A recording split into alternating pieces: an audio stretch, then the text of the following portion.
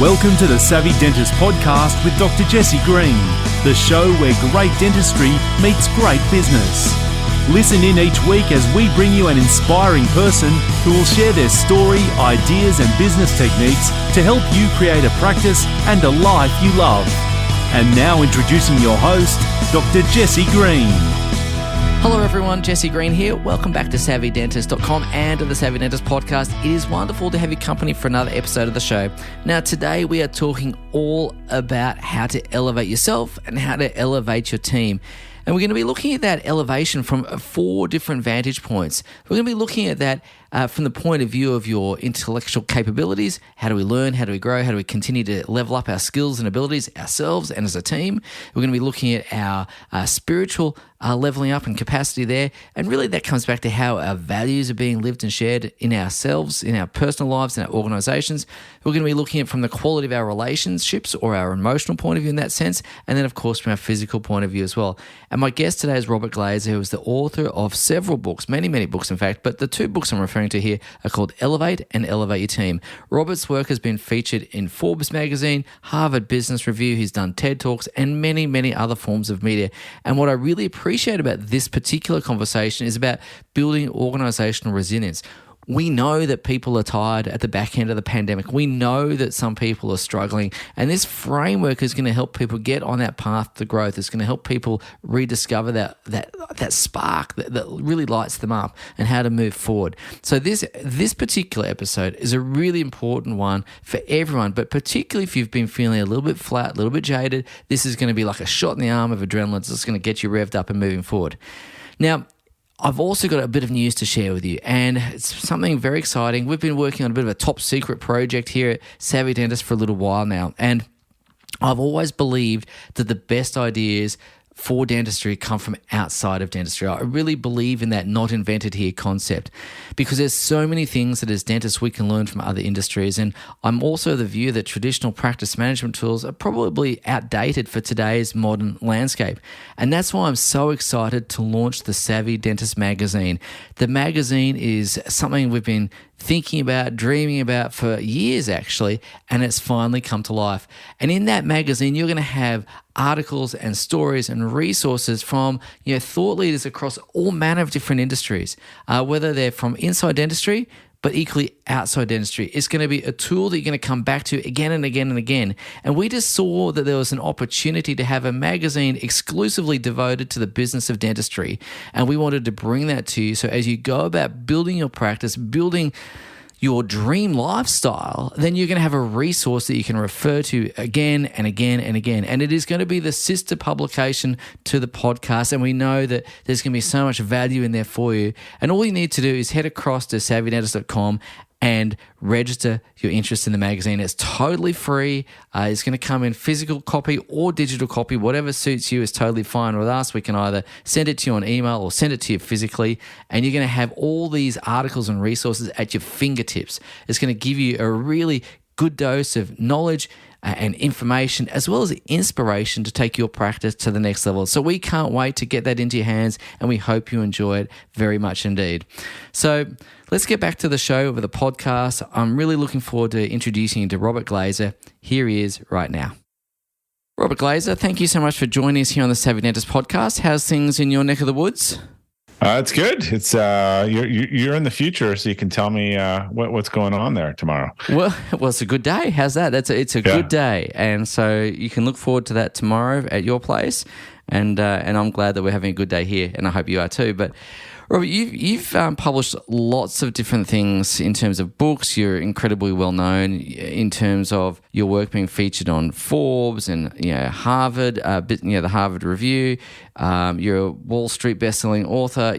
How did you come to write all these books? What was the issue that you saw? What prompted you to sit down and put pen to paper? I started writing within our industry of marketing and found that it was, a really effective way for me to communicate and sort of differentiate and rather, establish some thought leadership. And then as we started building our organization and trying to do it a little bit different than the status quo, I started writing about those things too, and culture or otherwise. And actually, it was starting a little Friday email around kind of different stories about getting better and improvement, and people started sharing those outside of the company, and that became known as Friday Forward, and it eventually reached over 100,000 people in 60 countries. That's really what kind of propelled my writing and got me into the book side, at least, as I realized there was kind of, an audience and people interested in that sort of stuff. You write about a lot of topics that I think are relevant to so many people, no matter what business they're in, whether they're in marketing like your business or in dentistry like ours, or in fact, anything in between. To start with one of your books, which is the book called Elevate. And in that book, you talk a lot about building capacity. And I wanted to ask you, why do you think that that's such an important topic? What is it about capacity that really resonated with you? And how do people go about building capacity into their lives? Yeah, for me, it was sort of solving a pain point of feeling like I had lived below my potential for a while. And it was really that concept of building capacity and understanding kind of what success looked like to me and how I wanted to kind of reach that. And so I actually had compiled all the Friday Forwards into a book, and when I shared it around, the feedback I got was, this is really interesting, but people don't really love compilations. So what is it and a bunch of agents told me that, and then one agent finally told me, he said, yeah, that's true, but like, what is it about these emails that have kind of moved people? And so I spent time looking at them and categorizing, and how had I made a lot of these changes to my life. And I realized at the end, it was really about this concept of, again, building my own capacity. And when I broke it down in that book, and again, I sort of figured it out. A lot of writing is thinking. Yes. When I figured it out, it was really these four interrelated elements of spiritual, intellectual, physical, and emotional capacity, and that they go hand in hand, and they're very tightly connected. And if you kind of improve one, you'll probably continue to find yourself improving in all of them. And so that was sort of the impetus for the framework, and then rewriting the book Elevate and saying, hey, here's basically the moral of these stories, and here's what these stories were about. They were about stories about building your spiritual, intellectual, physical, or emotional capacity. I'm happy to take a second to explain, each of those, if it would be helpful. Yeah, we really would be. And I will ask you to explain each of those. But what I'm also going to ask you to explain, if that's okay, is the intersection of those points and why all four of those elements come together and what the sum of those parts equals. Yeah. So imagine a ball, and there's sort of four quadrants of the ball. And if that ball is kind of growing in its quadrants and getting bigger and getting more mass, it's kind of rolling down the hill, and it's gaining momentum, and it's doing really well. Spiritual capacity is really, for most people, is their core values. What is it that they actually value? What's their North Star? What do they care about? It's not religious. I just tried a bunch of different things, and none of them really worked. It really came back to this concept of spiritual. So again, it's about kind of what is it that you value.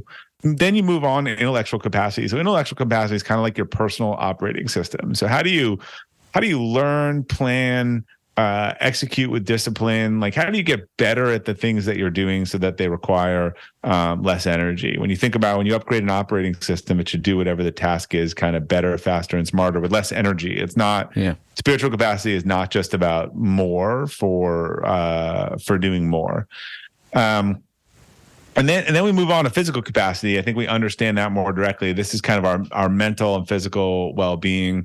It's how kind of our body and our minds like holds up as we go on this journey, and making sure to take care of it. And then emotional capacity is really the quality of our relationships and how we relate to the things and the people around us. Nice. Has a lot to do with our locus of control.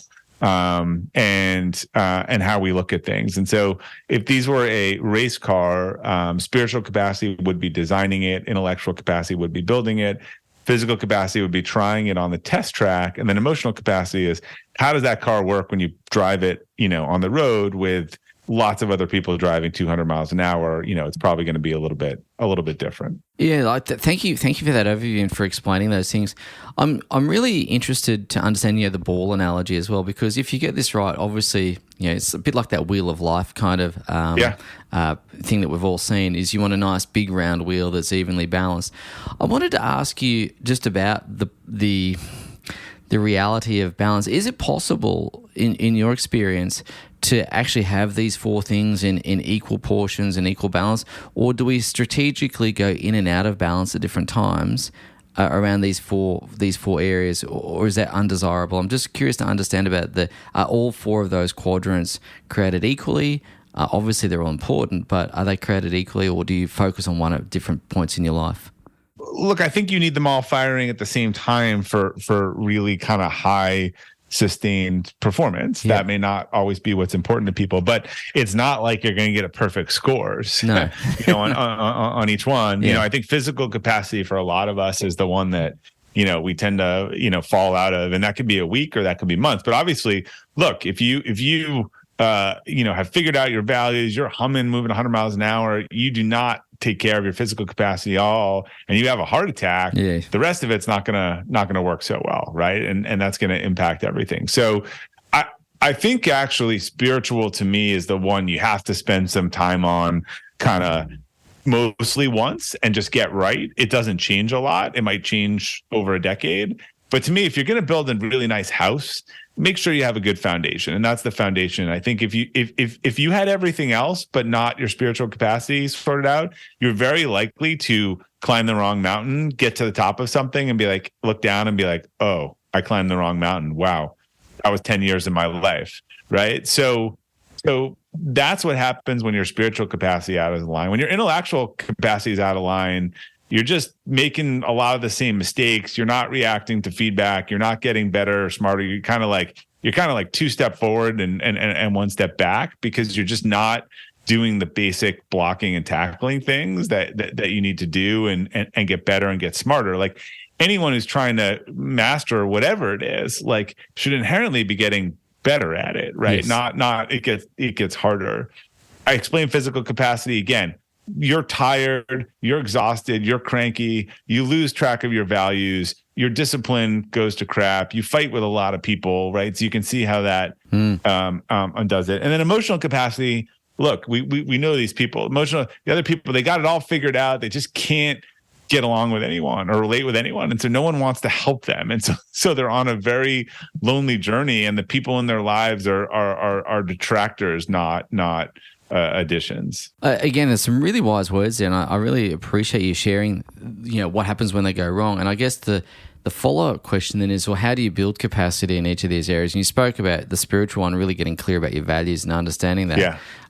But what about the others? What about intellectual capacity? Is that a case of learning and immersing yourself in that kind of forever learning kind of environment? What does that look like? And same with the others. I think for individual, if we're talking about, intellectual looks like reading books, taking feedback, taking classes, having discipline, developing a morning routine, learning, developing an evening routine, like having breaks, like figuring out a schedule and a work plan, and where you are kind of getting better and doing things in best practices, ways. Goal setting is a big part of that. How do you design the goals and work towards the things you want? Again, imagine someone who's not doing that, who's not learning anything, who has no discipline, who has no routine, who has no best practices.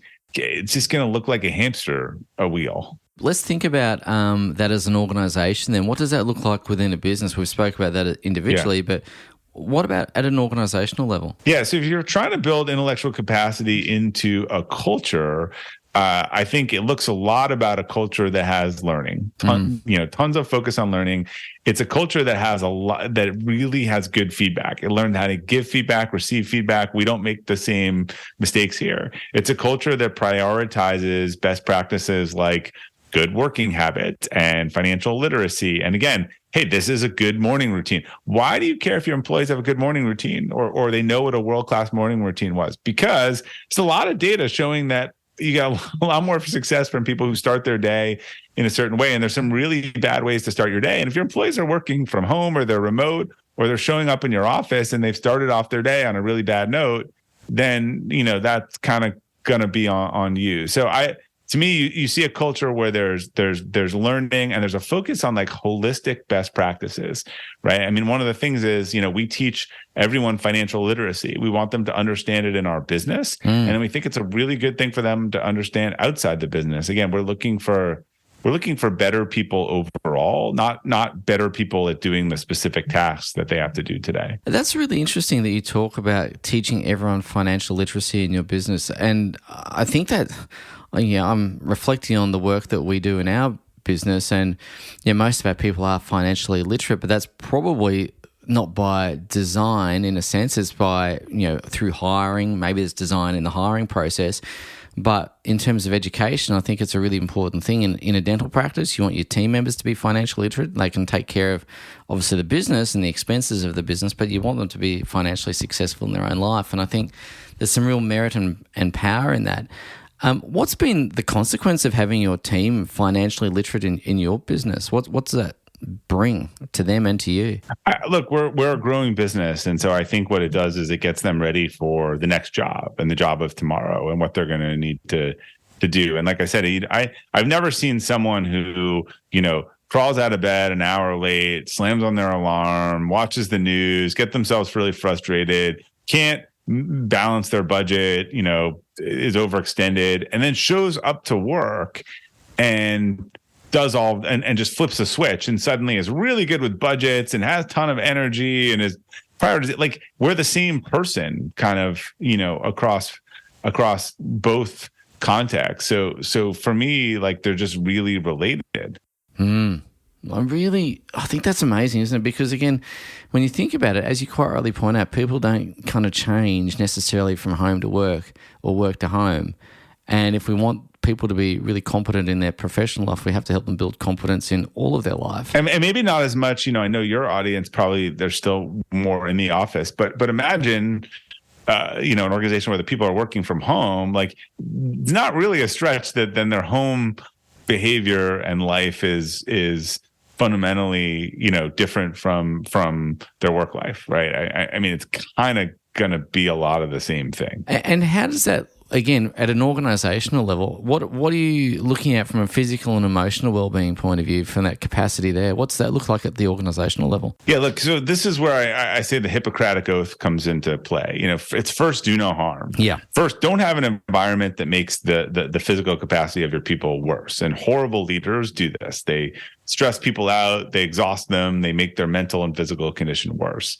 But then separately, I think it's really, again, reestablishing those boundaries in work, making sure that people can go home, have a life outside of work, that they're taking vacation, that they come back energized, that they're being encouraged to do things and have the flexibility to, improve their health and wellness in whatever ways that, they want to do. Obviously, the workplace can't dictate. I would say the workplace can't dictate that people do that, but what it can do is it can make it really hard for healthy habits. Yeah. Right. So you can't tell someone that they should run, but it's a pretty good bet if they're chained to their office desk from 6:30 a.m. till 10 p.m. that they're not getting any exercise that day. To do that. And look, people are burnt out. They've had a long couple of years. I just really believe that I think that people do need rest and relaxation and a life and activities outside of work that bring them energy. Yeah, no, 100%. I think that, again, it's a really thoughtful way of thinking about team and well-being, getting the best out of them, obviously in the work environment, but also setting them up for success outside of that environment as well.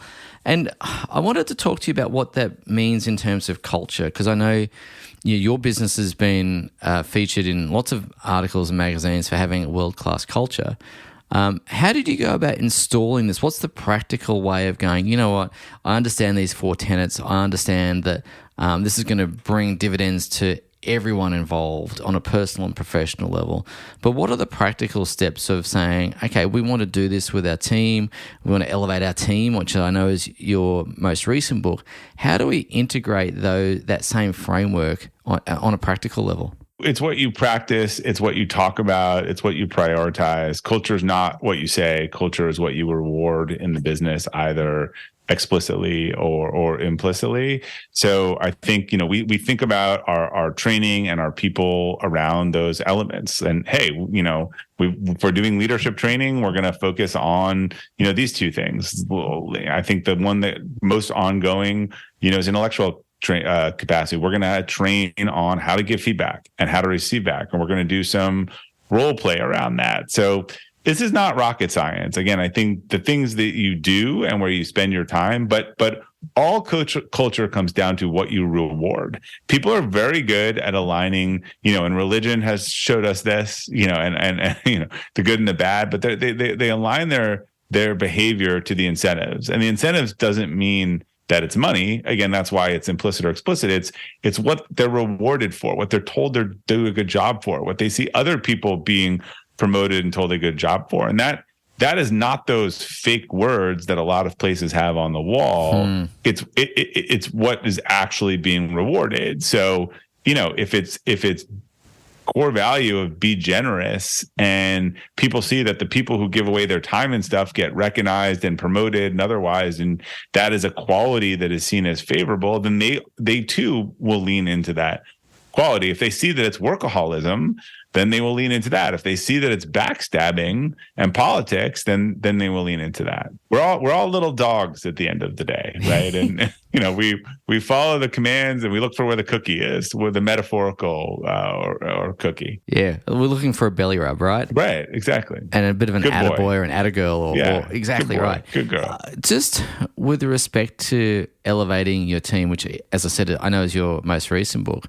What's been your response or your experience with other businesses beyond your own integrating this? I know you've done this successfully in your own business and in your personal life. What sort of reports are you hearing in terms of how teams are performing, what they're feeling, what they're thinking, what the productivity is like? What's the benefits of doing this across the team? The world post-pandemic, there's a couple of benefits, depending on what you want in business, but people are tired. People are kind of exhausted. Growth has almost become a negative word in a lot of organizations. Most organizations right now are not looking to grow. They're kind of playing defense. But look, we're going to get back to growth. But I think growth needs to be something that people are excited about and they're included in. It means, opportunities for them and ways to do better, and not just about the vessel around them growing, but about them kind of, growing with it. So look, you can be or whatever you have there. You can be an Uber driver. There's a whole gig economy these days. If we can't figure out compelling reasons for people to want to be part of our teams or our organizations, then they're just going to go to the freelance world. They'd rather be a mercenary working for themselves than a mercenary working within the organization.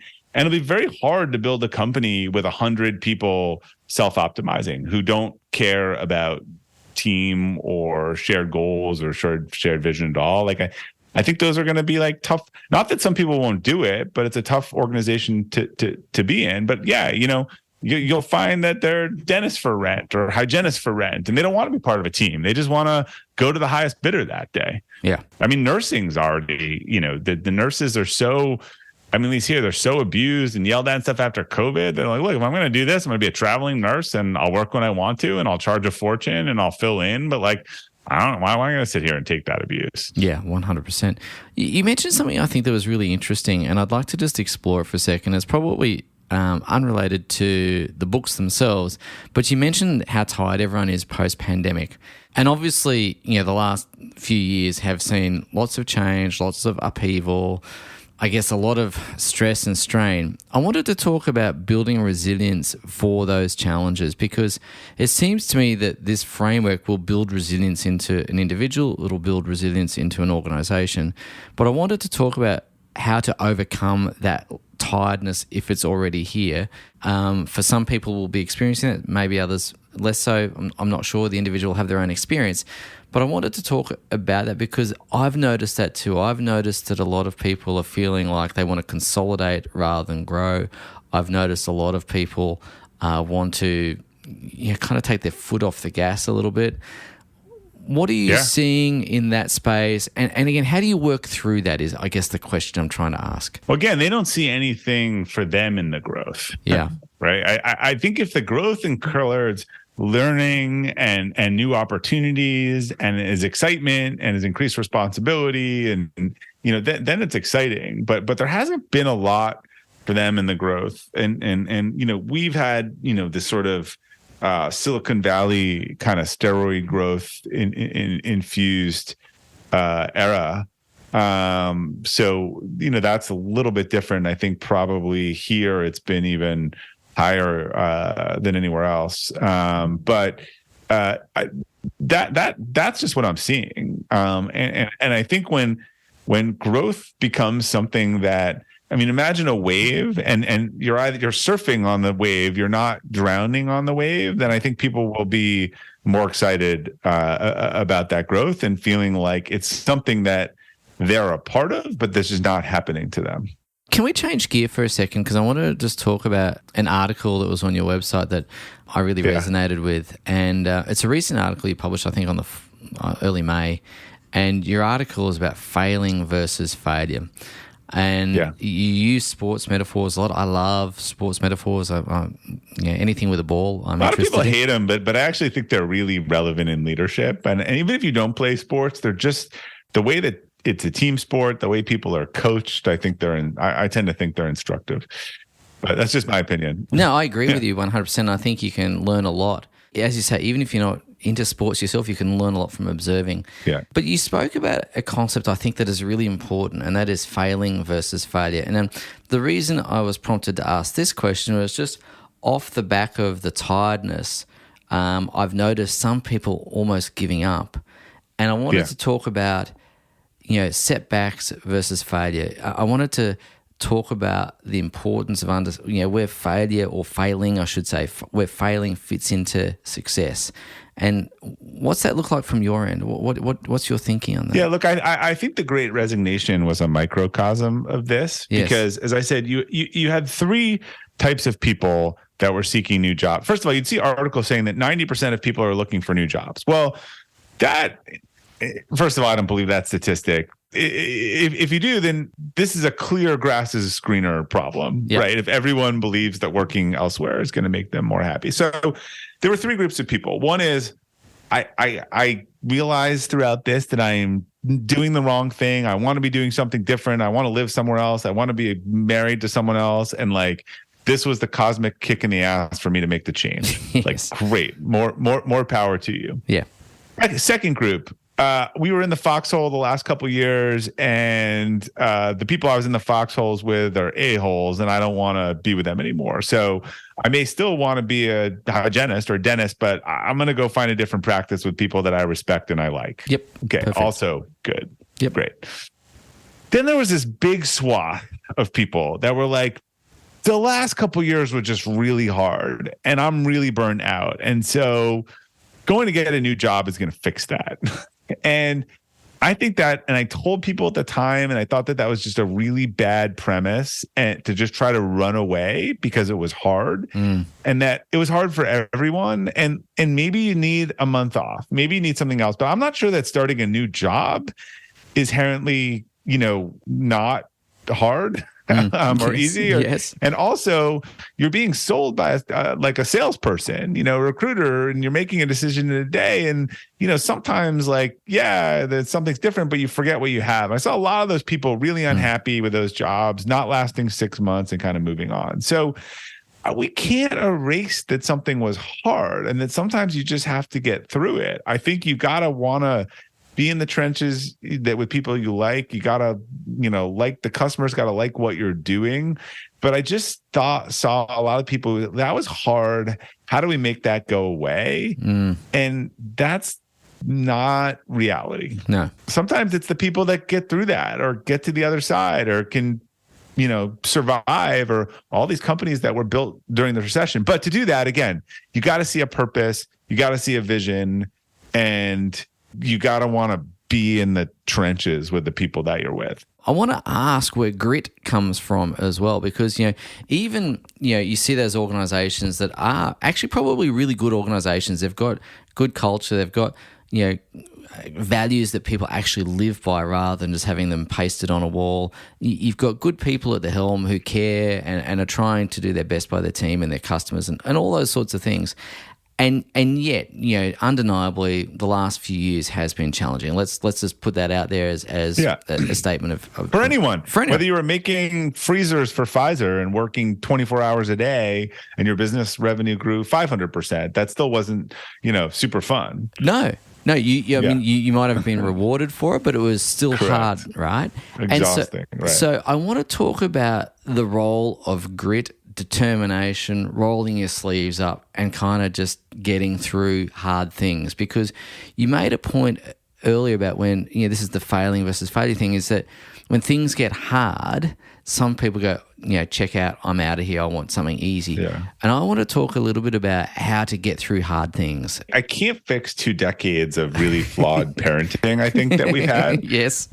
Which I would call the sort of permissive and overbearing, where it's become, prepare the path for the child, not prepare the child for the path. So we have not let kids fail. We have not, without a doubt, all the people I saw doing the best during COVID had more, I would say, traumatic childhoods, or probably less privileged childhoods where things went wrong and it wasn't a new thing for them. And maybe that will be the lasting thing of COVID, is that these people will have that experience. But at the time, it was a new muscle for them. So we have definitely had a societal trend towards, if it's hard, don't do it, jump around it. Like, there's been a whole kind of parenting philosophy that I think has put a lot of people in the workforce with skills that aren't super, it has not stressed resilience in the last. So I can't necessarily fix that. But I think transparency around this stuff and trust and psychological safety, I think when hard, feeling like people are telling you the truth, they're in it together, you're not getting blindsided. I could tell you a story from early in COVID. So when COVID hit, about a third of our business in 2 weeks was impacted. And we had clients telling us they were going to pay us in 6 months or a year and all kinds of crap. And look, at this point, we had a pretty good 10-year economic run in our economy. So if you were under 32, you really hadn't seen a down market or a recession. Although the people who right before that are still PTSD from it, who had to try to find jobs in 2008. So it's just so funny how, your memory affects the future. And so we were very open with people. Here's what's going on. Here's what we're looking at. Here are the inflection points. Here are the decisions. And some of the feedback we got from people was like, why are you traumatizing us? Why are you telling us about all this stuff and what's going on in the world bad? And we're like, look, this is the information. We feel like it's our duty to make sure everyone knows what's going on and what we're looking at and how we're thinking about this and otherwise. And so I think we kind of over communicated. 2 to 3 weeks into this, people's roommates, spouses, everyone started getting laid off left and right. No notice, no discussion, nothing at their company. Wow. As at that point that some of those people came back and were like, oh, like I actually now understand kind of why we were doing this. And I sort of kind of appreciate it. So again, I think, one of the most popular Friday forwards I ever wrote, which also on the website, the Stockdale Paradox, is this notion of kind of remaining steadfast that you're going to get through it and having a clear vision, but being brutally honest about the facts. That's the like winning formula for getting through tough times. If you're super chipper and super positive and you don't tell people the reality and then they get blindsided, you will lose everyone's trust. And if you're just a gloom and doom, person, like how are you going to get anyone excited? Like why are they going to come to work and want to fight through the slog if they feel like there's a cliff on the other side? So, that Stockdale Paradox is like, look, be unwavering in the fact that you're going to get through it, have a clear vision, but then be brutally honest about the facts and the reality so that everyone has the same information. I remember those days of COVID as well, and certainly there was a lot of upheaval. But what was really interesting, I felt, on that, it was the negativity that came. Yes, the facts are the facts are the facts, right? And we've got to tell ourselves the truth around that. But it was interesting to see, and I'm seeing it a bit now actually as well. Interest rates and I'm sure it's the same in the United States, cost of living and inflation and all those sorts of things. I'm noticing that negativity creep into people's mindsets again and almost using it as look, it's not my fault. The economy is terrible, blah, blah, blah, blah. And look, the economy is the economy. The facts are the facts. But I'm also of the view around personal agency being the greatest. Right, so what do we do about that? Yeah. Or what's the, for example, a year or two ago when the inflation started, people were saying, hey, we're just hearing like, if we don't get an 8% raise, inflation's 8%. We're like, look, here we have long-term contracts with our clients. Like this is the safety part of the business, and this is great.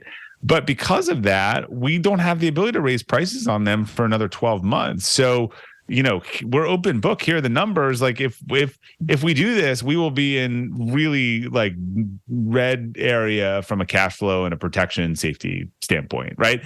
That's very different than not telling people that. And look, a lot of companies and so when people kind of demanded that we do stuff, look, we're just not going to do that. And by the way, a year later, we were in a much safer and better position for our employees than some of the firms that were willing to do that or made them these offers, didn't tell them they only had 3 months of cash left, and then kind of, ran out of it. So to me, again, that's bringing people in, kind of telling them the truth and helping them be part of solving those problems so that they feel like some agency around, hey, we need to get better at doing X. Like, do you have any ideas around that? Like our retention's a problem. Like what ideas do we have to improve our retention? So yeah, wherever you can give people agency or a feeling of control, we always say we tell anything to people in the company once we're like clear on it and it's fully baked. I think if it's not fully baked and sharing it's going to cause more problems than it does, good, then we're not going to do that. But the otherwise we're sharing it with people. Yeah, 100%. And I think that whole piece about agency I think is really important. And my personal view is going back to the facts being the facts is. We have so much control in our own lives that, as you spoke earlier about the locus of control, the people or the things that influence our well-being above and beyond anything else is really ourselves, our attitude, the actions we take, and so on and so forth, which is why, again, I keep coming back to your framework about building capacity, because if you can build that capacity from all those different perspectives, whether it's the spiritual, the intellectual, the physical, the emotional, you're going to be able to have that greater sense of agency to ride through those issues, to be able to come out the other side on top of things. Yes, acknowledging the facts being the facts, but also taking control of the situation yourself. You've spoken a lot about culture. You've spoken a lot about performance. You've spoken a lot about lots of different and you things. can have a culture of performance too. So that's actually where I want. That's actually where I want to go. Is you're on the same wavelength. I wanted to talk about instilling that culture of performance because going back to the sporting metaphor, sports teams train a lot. They practice probably I don't know how many more times than they compete. So and more than any business. And they have a scoreboard, and you know what the score is. Exactly. Yeah. How do you think about the culture of performance in a team, in a business sense? How do you instill that culture? Because I know there's lots of people that think about culture and they kind of see it as something warm and fuzzy, but at the end of the day, they'll say, I'm here to achieve an outcome, I'm here to achieve a result, which is true as well, but the two don't have to be mutually exclusive. So I wanted to talk about how to combine those two elegantly. No, and again, it's what you reward, it's what you talk about, and our company has always been I think a great place to work for the right person. But again, we're a fast-moving agency. If you don't like fast-moving, if you don't like client services, if you don't like digital marketing, you won't like our culture. So, those people like making those decisions and kind of, being able to do that. So, look, we set goals as a company. Those break down to individual goals. We have dashboards. They have red light, green light, yellow light on how we're doing. And it creates accountability on that. So at the same time, we're rooting for everyone. We're supporting them. We're giving them some, coaching. But, if you're a salesperson and every salesperson has $1 million quota and you're at 500 for 3 quarters and your lights are red, we're going to have a discussion about that. Now, the discussion may be, this is your 3rd sales job you've had and it's really not working out. And maybe you're better off as a business development person or a marketing person, or try to help that person figure out the right choice for them, maybe help them find a new job. But we're not going to let them just keep failing and sort of let down the team and not have the accountability. So to me, it's about leaning into those relationships. A lot of time when someone's not doing well at something, it's because they don't want to be doing it, or it's not the right thing for them. Like everyone's a genius at something. And about finding out what that is, right? Exactly. Yeah. So just really quickly, because I know this is get very tin tacks and practical and in the weeds a little bit, but there'll be someone driving along there in their car right now listening to this and going, hey, but Jesse, ask him how often he has those conversations. So I wanted to ask you, how often are you having those conversations with the team and checking their scorecards and their dashboards and their metrics? Is that a weekly, monthly, quarterly type of rhythm that you've established in your business? What does that look like? Do you have any suggestions around that? Yeah, I mean, to be fair, I have been out of operations for about a couple of years now, but that is, we always had those dashboard. We had weekly cadence where we rolled down everything. And then from the leadership meeting, people went to their department meetings, and I still, joined those. So whatever you talk about, whatever you socialize. So then the numbers and the outcomes were discussed, fairly often. And if it was red, it had to go on the issue list and it had to be discussed. Yeah. And to me, that's how you, that's how you get people focused on something. But they understand that the numbers, because that's about what our goal and where we want to hit and kind of fulfills our vision.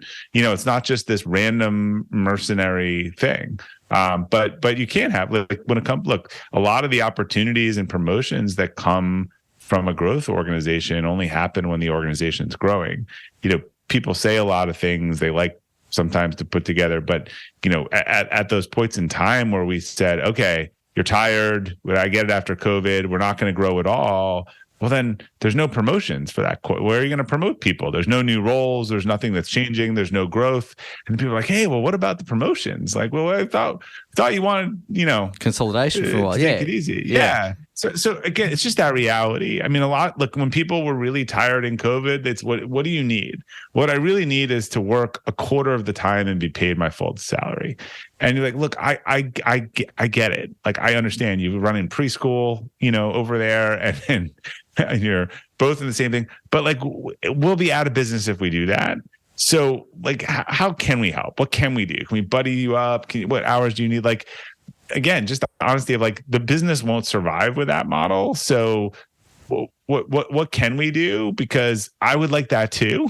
But that's not going to happen. Yeah, no, that's really cool. I like the transparency, and I think that radical transparency, that candor, that openness, I think only good things come from being transparent. But as you say, in a fully baked form rather than a half-baked form, and I think that's going to be the foundation of trust. It's going to be the foundation of, building teams that, survive and work together and stay together and ultimately thrive together. So some really useful things there.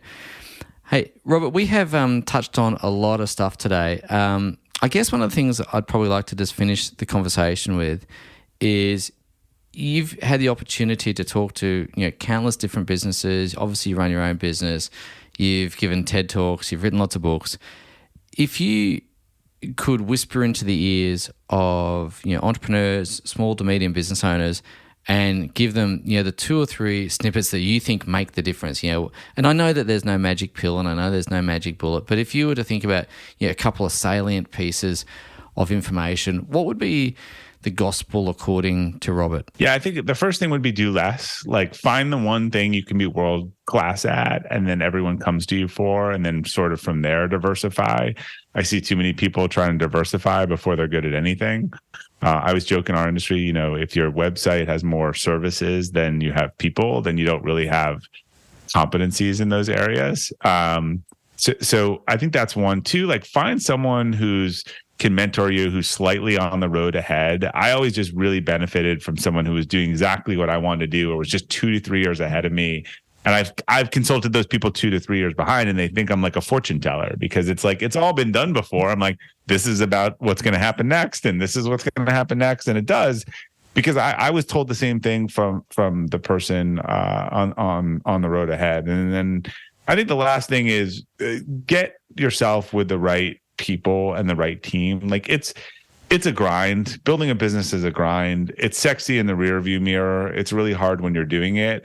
So if you're not going to enjoy the journey, like be focused on the journey, not just the destination. And that journey, a lot of it will be the people that are there with you and that are on that kind of on that grind with you, and that it's not always easy, but you like them and you respect them and you want to be on them. Because when it gets really bad and you don't like the people, it gets so bad so quickly. Robert, I want to say thank you so much for taking the time to come and join us on the podcast today. I've really enjoyed having a conversation with you, and I really encourage people to go and get a copy of the books, whether it's Elevate or Elevate Your Team. I think both of them are going to be really critical and useful handbooks for people.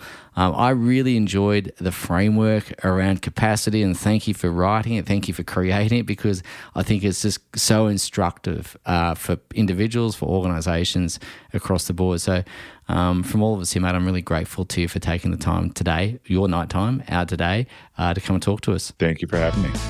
Thank you for listening to the Savvy Dentist podcast. For more episodes, go to drjessegreen.com/savvydentist. And to discover how to build a high-performance dental practice, visit drjessegreen.com and download the free report.